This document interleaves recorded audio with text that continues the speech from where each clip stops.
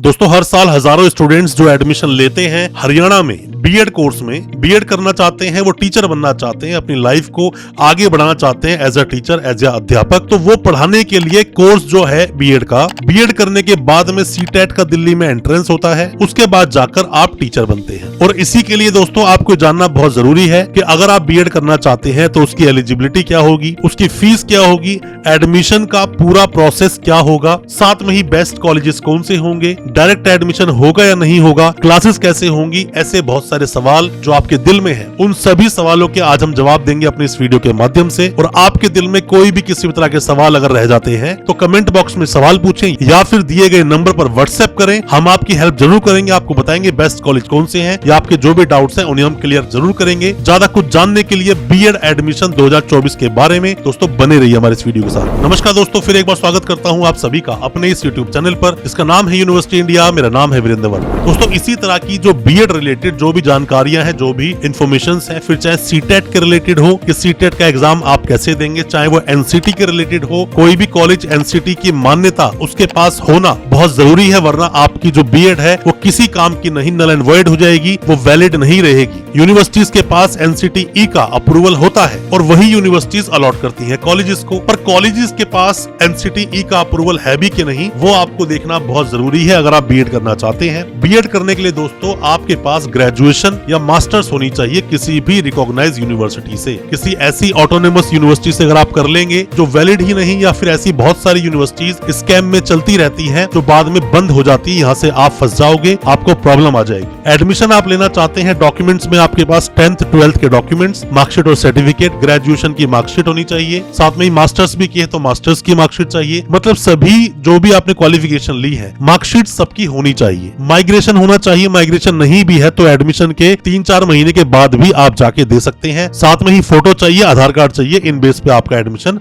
हो जाएगा।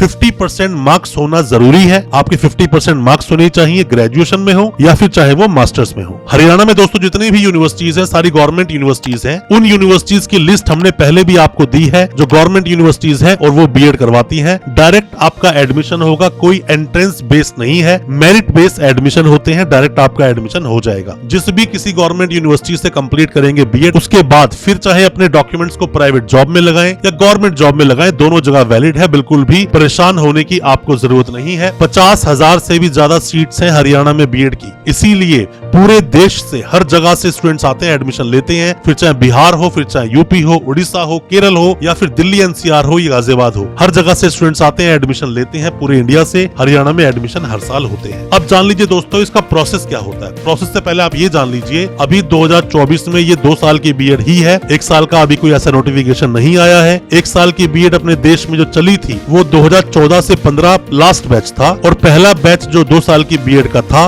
वो 15-17 था, जिसकी काउंसलिंग सीआरएसयू ने करवाई थी। अब एडमिशन का प्रोसेस क्या होगा दोस्तों, वैसे तो जो कॉलेजेस हैं या फिर कंसल्टेंट्स हैं सभी एडमिशंस लेना शुरू कर देते हैं अप्रैल से मई से, मतलब सीट्स बुकिंग शुरू हो जाती है या फिर हम कहें रजिस्ट्रेशन वो अपने पास करना शुरू कर देते हैं। और करवा भी लेना चाहिए अगर आपको एडमिशन लेना है, क्योंकि वो बीएड की सीट्स बुक करते हैं कॉलेजेस में सभी कंसल्टेंट, और जितने भी कॉलेजेस होते हैं वो भी अपनी सीट्स को पहले से ही बुक रखना चाहते हैं। दोस्तों आप में से कोई भी कंसल्टेंट है, कोई भी इंस्टीट्यूट है या कोई भी स्टूडेंट जो इस वीडियो को देख रहा है, कोई भी किसी भी तरह की जानकारी बीएड से रिलेटेड चाहता है, कमेंट बॉक्स में सवाल पूछें या फिर दिए गए नंबर पे व्हाट्सएप करें, हम आपकी मदद जरूर करेंगे एडमिशन में। और हमें ये भी बताएं किस कॉलेज में एडमिशन लेने की सोच रहे हैं या किस कॉलेज में आपने एडमिशन लिया है, हो सकता है उसमें हम आपकी कोई मदद कर सके। अब हम बात कर लेते हैं दोस्तों कि इसका प्रोसेस क्या होता है एडमिशन का। इन जनरल जब यूनिवर्सिटी की लिस्ट आ जाती है तो उसमें क्या होता है, कोई भी यूनिवर्सिटी की दोस्तों एक लिस्ट आती है, लिस्ट को आप देखते हैं, उसमें 3-4 चीजें लिखी होती हैं, जैसे कि रजिस्ट्रेशन की लास्ट डेट क्या है, उसके बाद उसकी लेट फीस क्या है, उसके बाद जो पेमेंट करने की, रजिस्ट्रेशन पेमेंट करने की लास्ट डेट क्या होगी, उसके बाद चॉइस फिलिंग की लास्ट डेट क्या होगी,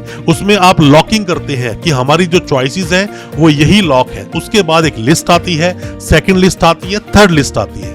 उस लिस्ट के अनुसार जिस कॉलेज में आपका नाम आया है उस कॉलेज में आपका एडमिशन हो जाता है। आप जाते हैं कॉलेज, अलॉटमेंट लेटर आपके पास होता है, वो ऑनलाइन निकल जाता है। उस अलॉटमेंट लेटर को लेकर आप कॉलेज जाएंगे, अपनी फीस को जमा करेंगे, कॉलेज वाला फीस की रसीद देगा। हो सकता है वो एडमिशन लेटर भी आपको दे दे, ये आपको मांगना चाहिए, ये आपका अधिकार है। एडमिशन लेटर आपके पास आ जाएगा, वहां आपका एडमिशन हो जाएगा। उसके बाद आपको घबराने की, टेंशन लेने की जरूरत नहीं है। बट हाँ, उस कॉलेज का NCTE अप्रूवल आप जरूर देख लें, वरना ऐसा ना हो कि प्रॉब्लम हो जाए। डॉक्यूमेंट्स अपने पूरे करें, टाइम से अपना माइग्रेशन दें, टाइम से अपनी फीस दें। 2 साल का कोर्स है, 2 साल में ही फीस जाएगी, आधी पहले साल में, आधी दूसरे साल में। कंसल्टेंट के थ्रू एडमिशन लिया है, कंसल्टेंट को उसकी कंसल्टेंसी दें, पूरी फीस बिल्कुल ना दें। फीस जो कॉलेज को दे रहे हैं वो अकाउंट ट्रांसफर करें, अपने अकाउंट से कॉलेज में ट्रांसफर करें, उसकी आप रसीद ले लें। आपको बिल्कुल भी कोई भी किसी भी तरह की समस्या नहीं आएगी और पूरा कोर्स भी आपका इजीली कंप्लीट हो जाएगा। हमारी कोई भी मदद चाहते हैं, दिए गए नंबर पर आप व्हाट्सएप करें। अच्छा लगा हो आज का वीडियो, हमारी वीडियो को ज्यादा से ज्यादा अपने दोस्तों, परिजन, परिवार तक शेयर करें ताकि वो भी अपने आप को जानकार बना सकें। चैनल को सब्सक्राइब करना बिल्कुल ना भूलें, साथ में लगा बेल आइकन जरूर दबा दें ताकि इसी तरह के एजुकेशनल वीडियोस आप तक पहुंच सके सबसे पहले। बहुत बहुत शुक्रिया दोस्तों, धन्यवाद हमारी इस वीडियो के साथ बने रहने के लिए।